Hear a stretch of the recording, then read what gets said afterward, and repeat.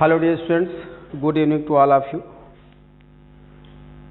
Today we will discuss about the background from where mostly the questions come.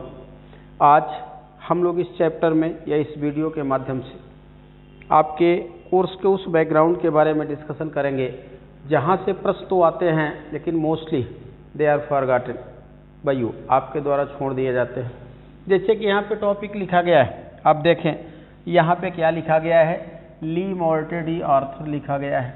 यह भी क्या है, an important topic, यहाँ से भी प्रश्न आया करते हैं। अब देखें इसके बाद यह या पहले से मान लीजिए लिख गया है Roman period, the ROMANO Romano Britain BRITAIN। फिर होना चाहिए the Anglo Saxon period, the Anglo Saxon period. फिर इसके बाद ये आना चाहिए थर्ड प्लेस पे। चलिए लिख गया है, कोई बात नहीं। तो आज हम बैकग्राउंड के बारे में डिस्कशन करेंगे कि from where frequently the questions are asked, कहाँ से ऐसे प्रश्न पूछ लिए जाते हैं which creates tight corner at the time of exam. जब परीक्षा होती है तो कई बार छोटे छोटे प्रश्न हमारे लिए बहुत महत्वपूर्ण हो जाते हैं। आप देखें जो कुछ भी आप तैयारी कर रहे हैं, TGT PGT, NET JRF GIC lecturer ETC, लेकिन आपकी बिगिनिंग यहीं से होनी चाहिए। From where you should begin your study. तो आपकी जो बिगिनिंग होनी चाहिए वह कहाँ से होनी चाहिए, रोमानो ब्रिटेन से होना चाहिए। अब ये जो रोमानो ब्रिटेन है, अगर इनका पीरियड आप देखेंगे तो इनका जो पीरियड है वह क्या है 54, कहीं कहीं 55 BC से लेकर के 410 इसमें AD दिया जाता है। यह क्या है, the period of Rome, the period या the history of Britain during the period of Romans when the Romans invaded Britain. यहाँ से आपको पढ़ना चाहिए, बहुत डिटेल की जरूरत नहीं है, लेकिन 2-3 प्रश्न होते हैं, 2-3 प्रश्न होते हैं। जैसे मान लीजिए for example the city London during the Roman period developed as a commercial city. अब इसको उस समय क्या कहा जाता था, लोन्देनियम कहा जाता था। तो इस पीरियड में who finally defeated England, who made England a colony of Roman Empire, तो क्लॉडियस ऑगस्टस सीजर। तो ये चीज़ें आपको जाननी चाहिए, ये चीज़ें आपको जाननी चाहिए। तो आए आज हम उस टॉपिक के बारे में डिस्कशन करते हैं, उस टॉपिक के बारे में आज हम डिस्कशन करते हैं जो कि कहीं ना कहीं से देखें हमारे लिए महत्वपूर्ण होता है, लेकिन मोस्टली हम ध्यान नहीं देते हैं। परीक्षा आवर में हम ध्यान नहीं देते हैं उसको, या तो यूँ कहिए कि आप इम्पोर्टेंट टॉपिक्स में अपने शुमार नहीं करते हैं। क्यों नहीं करते हैं कि मोस्टली लोग उधर ध्यान नहीं देते। अगर आप देखिए, कभी मन में सोचिए, अगर जॉन मिल्टन का आपने पढ़ा होगा, जॉन मिल्टन का आपने पढ़ा होगा हिस्ट्री ऑफ ब्रिटेन, मिल्टन महोदय का अगर आपने पढ़ा होगा तो वह कहाँ से बिगिन होता है, मिल्टन महोदय का अगर आपने पढ़ा होगा तो वह कहाँ से बिगिन होता है, वह बिगिन होता है फ्रॉम द रोमन पीरियड।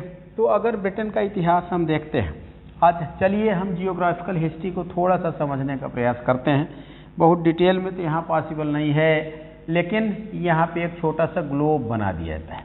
वैसे तो आपको पता होगा कि the frontiers the geographical condition of a country never remains in circle form.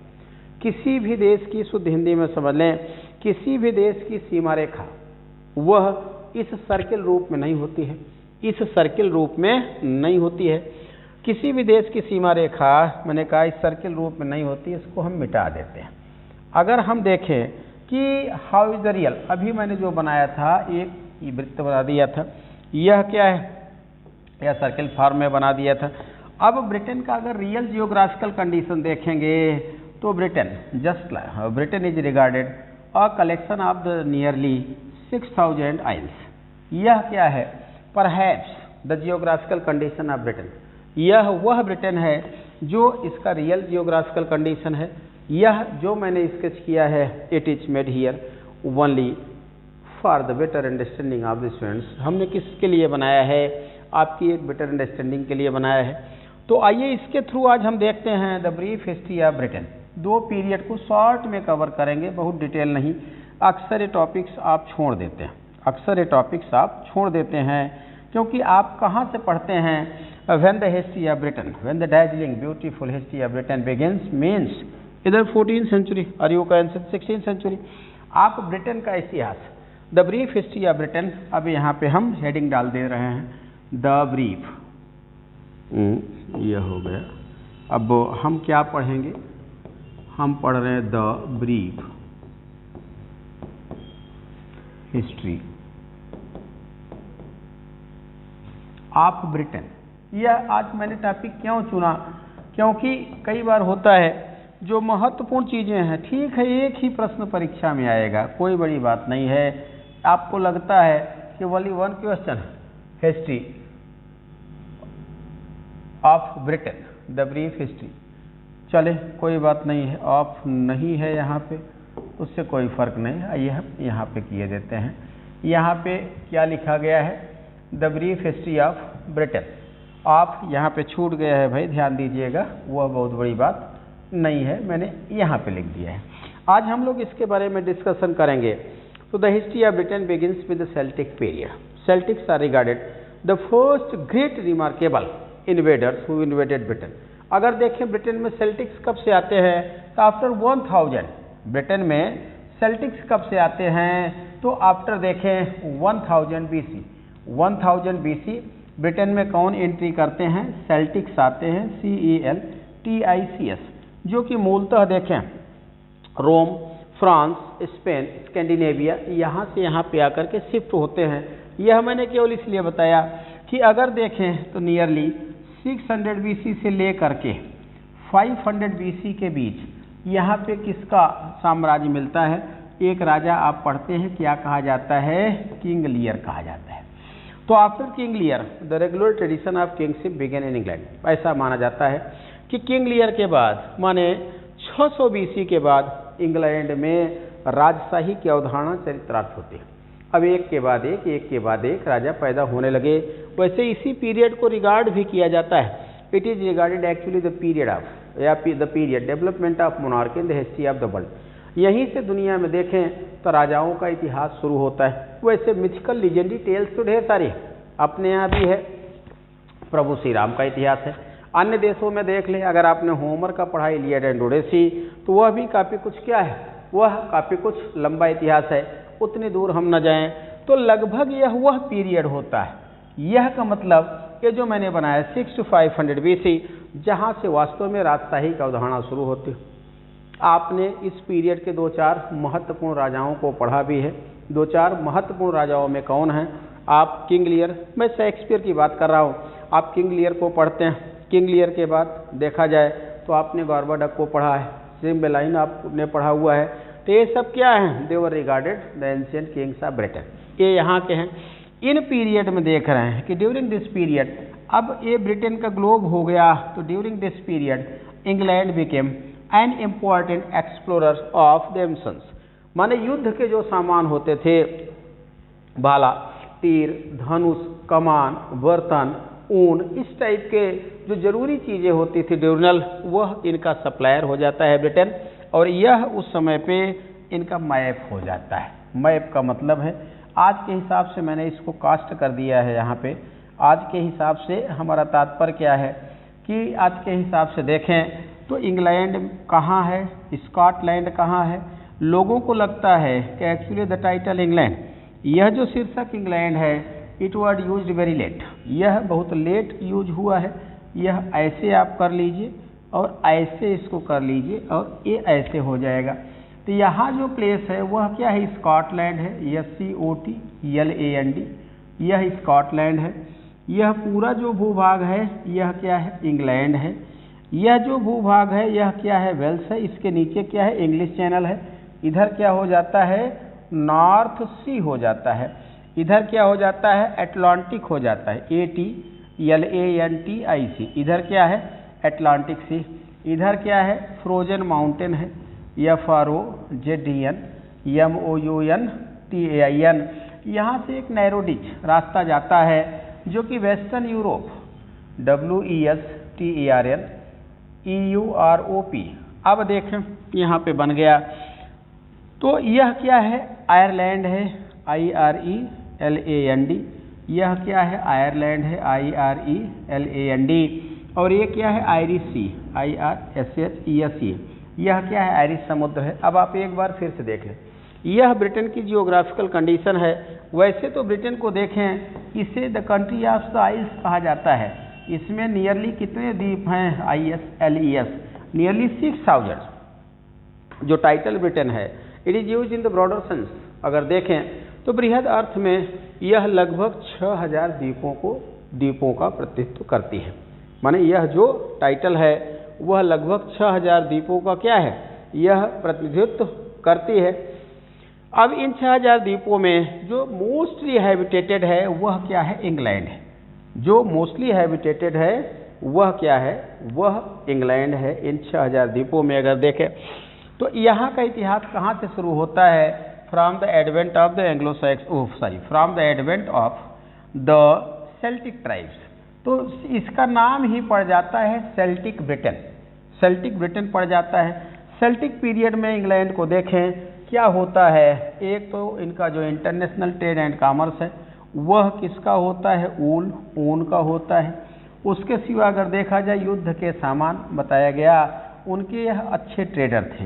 यहाँ जो महत्वपूर्ण इस पीरियड में राजा हुए उनका भी शेक्सपियर महोदय के माध्यम से, यान आपने गार्बाडक पढ़ा है, थॉमस शेक्सपियर, थॉमस नॉर्टन का, यहाँ से शुरू होता है। तो जो पहला पीरियड है, जो फर्स्ट पीरियड है वह क्या है? CELTIC, वह सेल्टिक पीरियड है। यह सेल्टिक पीरियड है। अब सेल्टिक पीरियड को हम देखें तो नियरली 900 BC से लेकर के 54 BC रिगार्ड किया जाता है।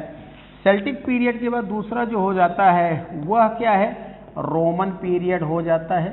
अब ये रोमन पीरियड जो है आपका 55 से लेकर के 410 AD तक रिगार्ड किया जाता है।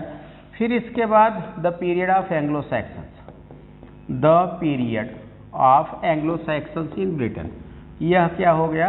एंग्लो सैक्सन्स इन ब्रिटेन हो गया, उससे इन इंग्लैंड हो गया। तो इनका जो पीरियड 410 से 1066 AD हो जाता है। अब आइए इनके बारे में हम कुछ चर्चा करते हैं। अब आपको लग रहा होगा why to go so back to read to study the history of Britain, इतना बैक हमें क्यों जाना है? कई बार यहाँ से प्रश्न पूछे जाते हैं। जैसे मान लीजिए King Lear was Celtic king, यहाँ तक आपने पढ़ लिया तो यहाँ तक पर्याप्त हो गया। गार्बाडक या इन सबको सिमिलिन आपने पढ़ा, यह समाप्त हो गया। अब हमारे पास जो एक अच्छा प्रश्न होता है कि हमारे प्रश्न कहाँ से आते हैं? हमारे प्रश्न कहाँ से आते हैं? तो हमारे प्रश्न रोमन से आते हैं। रोमन से आते हैं। पहली बार देख रहे हैं कि the first Roman emperor who invaded Britain, वह कौन है? वह जूलियस सीजर है। पहली बार देख रहे हैं ब्रिटेन में जो पहुंचता है शख्स वह कौन है? JULIUS CEASER, वह कौन है? जूलियस सीजर है। कहा जाता है nearly 54 BC first of all Julius Caesar step in England. England में पहली बार वेल्स के रास्ते होकर के कौन पहुंचते हैं? जूलियस सीजर पहुंचते हैं। लेकिन अगर देखें तो ब्रिटेन का जो इन्वेजन है, the invasion of Britain by the Roman emperor was a very slow process which happened after a long time. यह बड़ी देर की घटना थी, वो एकाएक घटित होने वाली घटना नहीं थी। सबसे पहले जूलियस सीजर आते हैं। जूलियस सीजर आते हैं कब? यहाँ पे लिखा गया, एक बार 54 BC में आते हैं, फिर 55 BC में आते हैं। 55 BC के बाद Julius Caesar didn't get any opportunity to come again in Britain. यद्यपि सीजर का जो ब्रिटेन में आना रहा वह क्या था? It was only a political and commercial mission. Caesar महोदय का ब्रिटेन में आना, ध्यान रखिएगा, मैं हमेशा कहता हूँ कि जब आप मेरी क्लास करें तो आप अपने साथ एक कलम और नोटबुक रखें। चीज़ों को बताया जाता है, 2-2, 3-3 बार आपको समझाया जाता है डिटेल में। कोई PPT बना के तो लिखा नहीं जाता है। पता चला टॉपिक कुछ और है, मूड बन गया इस टॉपिक को आज पढ़ा दिया जाए तो उसको पढ़ा दिया गया। कोई प्री ऑर्गेनाइज तो रहता नहीं। यह देखा जाता है कि what are the important facts, what are the important topics which are mostly forgotten by students. बच्चे के द्वारा जो भुलाया जाता है उसी पे हमारा फोकस होता है। तो सबसे पहले देख रहे हैं कि the Roman invasion of Britain began by Julius Caesar. किसने शुरू किया? जूलियस सीजर ने शुरू किया। अब जूलियस सीजर ने शुरू किया, लेकिन 55 BC के बाद Caesar was unable to get any proper opportunity. Caesar महोदय कोई अवसर नहीं मिलता है इनको कि टू कम, यहाँ पे यह आए, यहाँ का मतलब है रोम आए। उसके बाद आपने देखा कि सीजर महोदय की हत्या हो जाती है। सीजर महोदय की हत्या कब होती है? इन 44 BC में Caesar was assassinated, Caesar was killed by the conspirators. उसमें ब्रूटस जी हैं, कैसियस, कैस का ढेर सारा आपने पढ़ा हुआ है, इंटर में तो चलता ही था, पहले प्रिस्क्राइब था। सीजर महोदय की हत्या हो जाती है। जब सीजर महोदय की हत्या हो जाती है तो द कॉन्कुरस लूज देयर इंटरेस्ट। शुरू में ऐसा लगा कि the Romans lose their interest about Britain, Britain के बारे में इंटरेस्ट को लूज करते हैं। सीजर महोदय के डेथ के बाद गद्दी पे कौन बैठते हैं? ऑक्टेवियस सीजर बैठते हैं। बाद में उन्होंने टाइटल क्या धारण किया? ऑक्टेवियस ऑगस्टस सीजर टाइटल धारण किया। ऑक्टेवियस ऑगस्टस सीजर टाइटल धारण किया। तो जब ऑक्टेवियस बैठते हैं, OCTAVI, ऑक्टेवियस ऑगस्टस, इन्हीं के पीरियड को ऑगस्टस एज कहा जाता है, ऑक्टेवियस ऑगस्टस SER। तो ऑक्टेवियस ऑगस्टस गद्दी पे बैठते हैं, चाहे आप 44 BC मान लो और चाहे इनका 42 BC मान लो। 2 साल का इनका ग्रेस का पीरियड था जब ये संघर्ष में लगे रहे, से 14/19 AD देता है। यह क्यों 14-19 लिखा गया बताया जाएगा। अब ये क्या थे? He was the son of Caesar sister. ये सीजर के बहन के बेटे थे। इनको गद्दी दी जाती है। इनको गद्दी किसकी कृपा पे मिली थी? आपने देखा था इस समय पे Mark Antony became the fate maker of Rome. इस समय इनको गद्दी दिलाने में किसकी भूमिका थी? मार्क एंटोनी के बारे में आपको डिटेल पढ़ाएंगे जब शेक्सपियर का प्ले जूलियस सीजर पढ़ाया जाएगा था, मार्क एंटोनी के बारे। तो यहाँ पे जो है Mark Antony became the fate maker of Rome. The conspirators were defeated with the support of Mark Antony. अब मार्क एंटोनी के सपोर्ट से जो षड्यंत्रकारी थे उनको डिफीट तो कर लिया गया। अंततः ऑक्टेवियस ने कृतज्ञता व्यक्त करने के लिए जो सीजेरियन एम्पायर था, माने the empire which was built by Julius Caesar, वह साम्राज्य जिसे जूलियस सीजर ने माने वो किया था, क्रिएट किया था, वह 3 भाग में बांटा गया। 3 भाग में कौन कौन है? ऑक्टेवियस इनको दिया गया, एंटोनी माने मार्क एंटोनी को दिया गया, और लेपिडस को दिया गया। किसको दिया गया? लेपिडस को। अब रोम साम्राज्य माने ऐसे बंटवारा कर लिया गया, आप समझ लीजिए। जो वेस्टर्न यूरोप था वो पूरा का पूरा दे दिया जाता है किसको? ऑक्टेवियस को। उसके बाद ये ले लेते हैं जो अफ्रीकन है लेपिडस को, रेस्ट ऑफ एंटोनी को मिलता है। बाद में मार्क एंटोनी महोदय ने विद्रोह कर दिया। कब विद्रोह किया एंटोनी महोदय ने? 39 BC में। तो कई बार प्रोग्राम बनाया ऑक्टेवियस ने कि टू इन्वेड ब्रिटेन, ब्रिटेन को पराजित करना है, but due to the internal turmoil या civil war in his own country he was unable to reach in England, to step in England. वह इंग्लैंड नहीं आ पाते, वह इंग्लैंड नहीं आ पाते हैं। तो उनके बाद देखें गद्दी पे जो बैठे, जो तीसरे नंबर का राजा है क्लॉडियस ऑगस्टस सीजर, जिसके पुत्र महोदय हैं नीरो। क्लॉडियस ऑगस्टस सीजर अगर आपने पढ़ा होगा, गद्दी पे बैठते हैं एट लास्ट इन 40 थे। बस यही बताना हमारा पर्पस था। पूछा जाता है कि when the whole of England was invaded, तो क्लॉडियस किसने पराजित किया था? Claudius Augustus Caesar, AUGUSTUS Caesar. इन्हीं के बेटे का नाम क्या है? नीरो है। इन्हीं के बेटे का नाम नीरो है। तो 43 AD याद रखिएगा भाई, यह परीक्षा में पूछा जाता है। When the whole of, nearly the whole of Britain was invaded by the Romans, यह परीक्षा में आ चुका है। कब लगभग पूरा ब्रिटेन, फिर से ध्यान दीजिएगा, कब लगभग पूरा ब्रिटेन रोम की कॉलोनी बन गया, वह पीरियड क्या है? 43 AD है। वह पीरियड 43 AD है। उसके बाद का जो पीरियड रहा वह मिला जुला था। अब उसके बाद देखें, कहा जाता है कि क्लॉडियस ऑगस्टस सीजर के सेनापति ने ब्रिटेन को 4 भागों में बांट दिया। एक नया यूनिट शुरू हो गया, इसे क्या कहा गया? Roman legions. परीक्षा में पूछा जाता है ROMAN LEGIONS, what is the true sense of the term Roman legions? Roman legion से क्या अभिप्राय है, यह आपके परीक्षा में पूछा जाता है। इससे क्या अभिप्राय है? तो रोमन यहाँ पे एडजेक्टिव है, बराबर क्या हो गया, ऑफ रोम हो गया। और जो लीजन है यह क्या है, a unit of Roman administration. यह क्या है, रोमन एडमिनिस्ट्रेशन का एक यूनिट है। तो रोमन लीजन्स, जैसे आप देखें मुगल काल में भारत के प्रदेशों को क्या कहा जाता था, सूबा, और इसका जो हेड होता था उसे क्या कहा जाता था, सूबेदार कहा जाता था। तो यह रोमन लीजन्स क्या हो गया, माने the whole British empire was divided between 4 Roman legions. 4 Roman legions के मिडिल में बांट दिया गया। इस पीरियड में अंततः देख रहे हैं, अब आ जाइए नियरली 409 410, ऐसा कहा जाता है कि वेल्स के जो ट्राइबल लीडर थे, आपने एक कविता पढ़ा होगा एलरिक एट रोम, आपने एक कविता पढ़ा होगा एलरिक एट रोम। यह किसकी कविता है, बहुत महत्वपूर्ण है, पीजीटी में आप पढ़ते हैं एलरिक एट रोम, यह कविता आप पढ़ते हैं ALARIC एट रोम। आप बताइए यह कविता किसकी है, मिस्टर मैथ्यू आर्नल्ड, आप पढ़ते हैं। तो एलरिक जो है यह ट्राइबल लीडर उभरते हैं।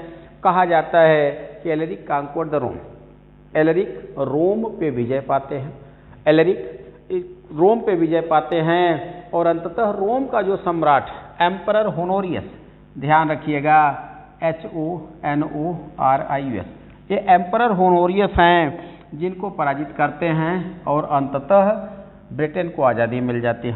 बड़ा फेमस यह लेटर है।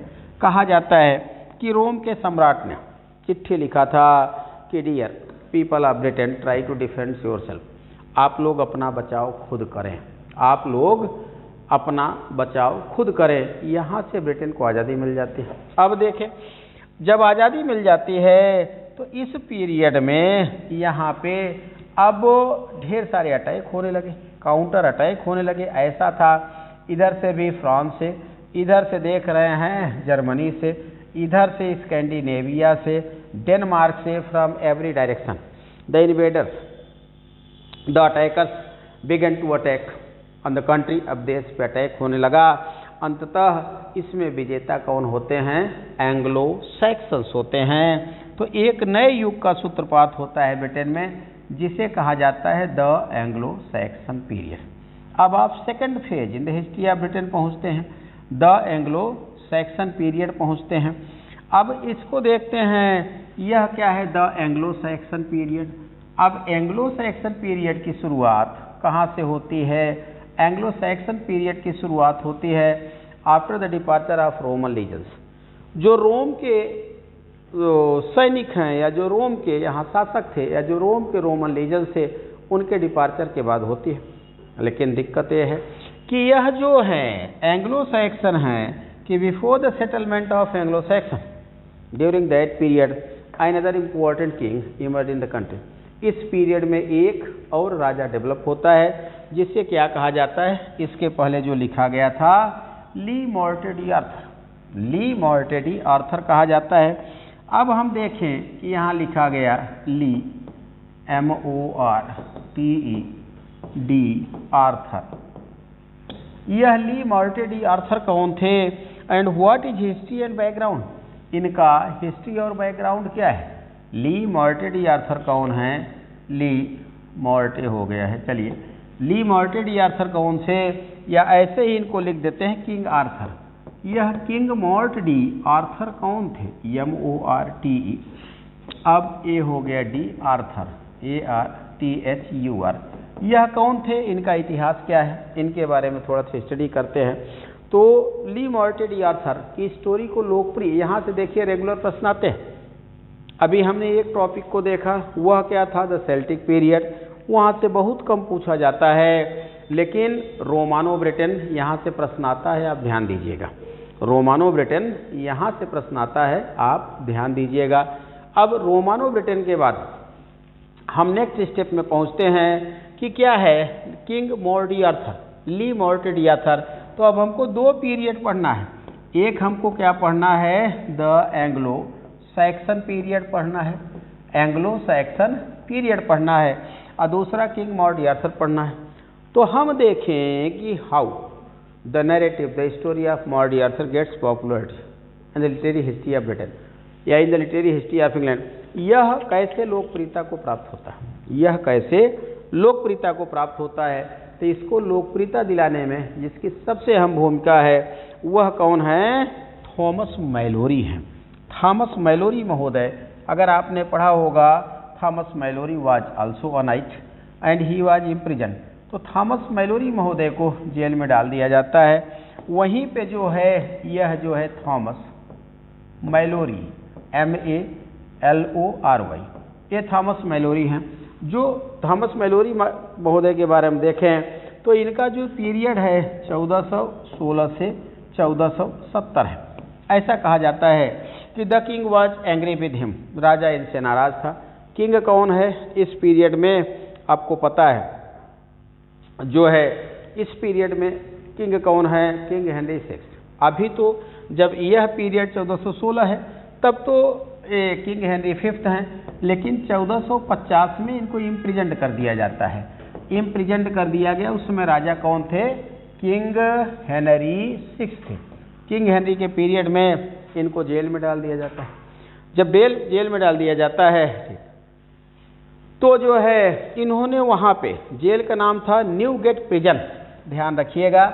ये पूछा जाता है कहाँ पे लिखा न्यूगेट, NEWGATPRISON, न्यूगेट प्रिजन में इनको वहाँ पे जेल में रखा जाता है। वहाँ पे इन्होंने जो है अपनी मृत्यु के पहले एक बृहद रचना लिखा, centred on the mythological story, जो कि कहानी पे आधारित है। वह कहानी क्या है, ली मॉर्टेडिया था। यह और ज़्यादा तब पॉपुलर हो जाती है जब इसको विलियम कैक्सटन ने प्रिंट कर दिया।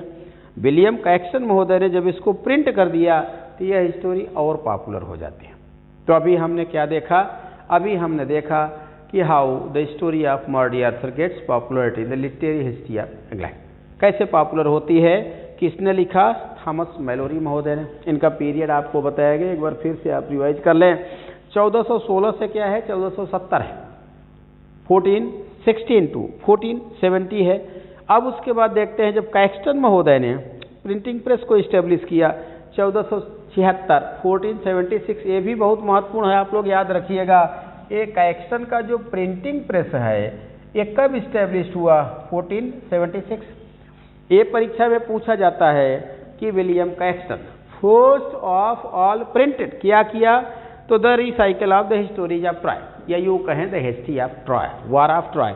उन्होंने क्या पहले प्रिंट किया, the history of war of Troy को प्रिंट किया। उसके बाद इन्होंने under the title Le Morte d Arthur इसको प्रकाशित किया। यहाँ से कहानी लोकप्रियता को प्राप्त होती है। किसकी कहानी लोकप्रियता को प्राप्त होती है, कहानी लोकप्रियता को प्राप्त होती है किंग मॉर्ड आर्थर। किसकी कहानी लोकप्रियता को प्राप्त हुई, king Morte Arthur. King Morte Arthur के बारे में किसने लिखा था, ढेर सारे लोगों ने लिखा है। अगर आप टेंशन जी को देख लीजिए तो टेंशन का the ideals of the Kings PGT में है prescribe. The ideals of the king जो है वह क्या है, किंग मॉर्ड आर्थर पे ही तो आधारित है। तो the brief history of Britain इस टाइटल के तहत अब हम जो पढ़ेंगे वह क्या पढ़ेंगे, हम पढ़ेंगे किंग MORTE फिर D आर्थर ARTHUR। इसका मतलब क्या हुआ, the death of king Morte Arthur.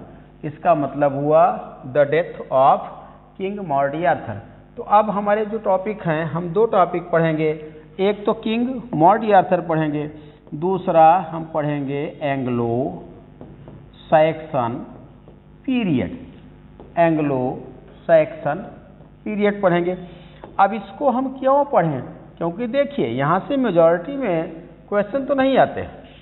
Anglo Saxon period, ये तो हम भी कह रहे हैं कि यहाँ से मेजॉरिटी में क्वेश्चन नहीं आते, लेकिन इतना ध्यान रखिएगा कि यहाँ से प्रश्न आते हैं, यहाँ से प्रश्न आते हैं। आप नहीं कह सकते हैं कि यहाँ से प्रश्न नहीं आते हैं, यहाँ से प्रश्न। तो एंग्लो सैक्सन पीरियड और किंग मॉर्ड आर्थर। अब हम देखेंगे कि what are the important facts, what are the important events of this period and why they are remarkable for us। यहाँ क्या महत्वपूर्ण है और हमारे लिए क्या चीज़ें महत्वपूर्ण हैं जिनको हमको पढ़ना चाहिए। जैसे अभी आपने देखा कि रोम का कौन सा सम्राट था, कम से कम 3 को आप याद करें। रोम का वह प्रथम सम्राट कौन था जिसने पहली बार ब्रिटेन को पराजित किया या ब्रिटेन से एक व्यापारिक समझौता किया, वह कौन है? जूलियस सीजर है। दूसरा देखें, रोम का वह कौन सम्राट था जिसने लगभग ब्रिटेन को गुलाम बना लिया, वह कौन है? King Claudius Augustus scissor.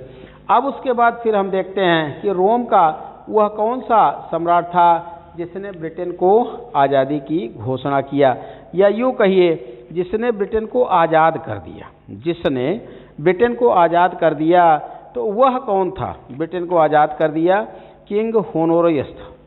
King Honorius था। कम से कम 3 चीज़ याद कर लें।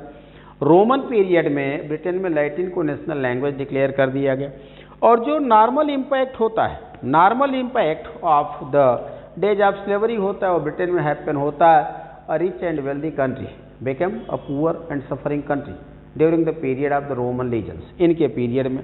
अब उसके बाद नेक्स्ट जो हमें टॉपिक पढ़ना है, वह हमारे नेक्स्ट टॉपिक क्या हैं? वह 2 हैं। हम क्या पढ़ रहे हैं? The brief history of Britain पढ़ रहे हैं। उसके अंदर king mod Arthur, Anglo Saxon period, ये दोनों हमारे बहुत महत्वपूर्ण टॉपिक हैं। और ध्यान रखिएगा, यहाँ से कुछ न कुछ पूछा जाता है। तो यह दोनों टॉपिक आपको हम नेक्स्ट वीडियो में आप तक पहुँचाने का प्रयास करेंगे। आज आशा करते हैं कि कहीं न कहीं से you have gain something extra, और आप यहाँ से पढ़ा करें। देखिए भाई, एक भी प्रश्न अगर आपका मिस हो गया तो वह कितने को होता है? एवरेज में 4 मार्क्स इट कंटेन्स, 4 नंबर को होता है, और 4 नंबर एक अच्छा डिजिट होता है। ठीक है ना? तो आज का वीडियो यहीं तक। Okay, best of luck, B continue with me and I will surely provide something extra to you. Good night, bye.